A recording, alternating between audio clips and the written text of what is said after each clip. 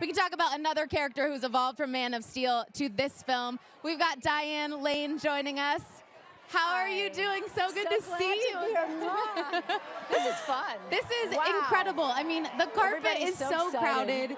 People are screaming. All And of it's you guys not are getting snowing. to reunite as well. I brought spring with me just You in did. case. No snow. The dress is holding off the snow. I'm on board for that. What does it feel like for you to get to be here? Obviously, seeing all of your fellow cast members, the director, and all of the fans here, too. I know. I'm just pinching myself. I had so much fun doing selfies with everybody because they're so loyal and true blue and red and black, and they're all here, and they're so jazzed, as am I, and it's infectious, and it's exciting to be a part of history. Definitely is. And you guys, if you took a selfie with Diane, make sure you use the hashtag BVSPremiere so we can flip through all of those later tonight. Fun. We've got some Skype fans joining us. Trisha, do you have a question for Diane? You can see them right over here. Yep. Okay. Yeah, well, first I'm going to take a Skype selfie with Diane right now. I'm super happy to talk to you via Skype. This is so cool. And I wanted to ask you, what drew you to the role of Ma Kent? What drew you to the role of Oh my Ma Kent? gosh. Good question. I haven't been asked that question in a while because of the first film, but I think it was just nice to be asked, honestly. We haven't really explored the roots of how Superman got to be a good decider of what to do with his powers when he's faced with the predicaments that he's faced with. And he does have quite a few moral dilemmas, and I think it does harken back to Jonathan and Martha, and I can only imagine some of the trials and tribulations they had when he was 4 and 5 years old, or 3 years old, the terrible twos. But we like to joke about that.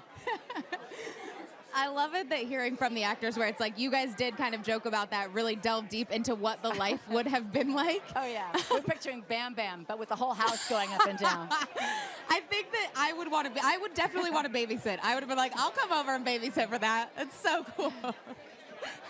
Ollie, do you have a question for Diane?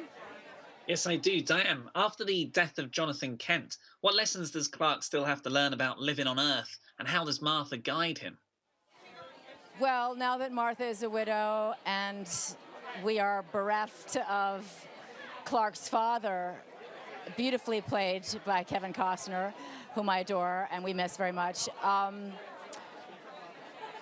the soul searching that anyone goes through and that we can all identify with when we are orphaned from a parent, we wish we could still have them available for a phone call, for some advice, or consoling, or remember who you are, because you do have choices in life. You're not yoked to this destiny.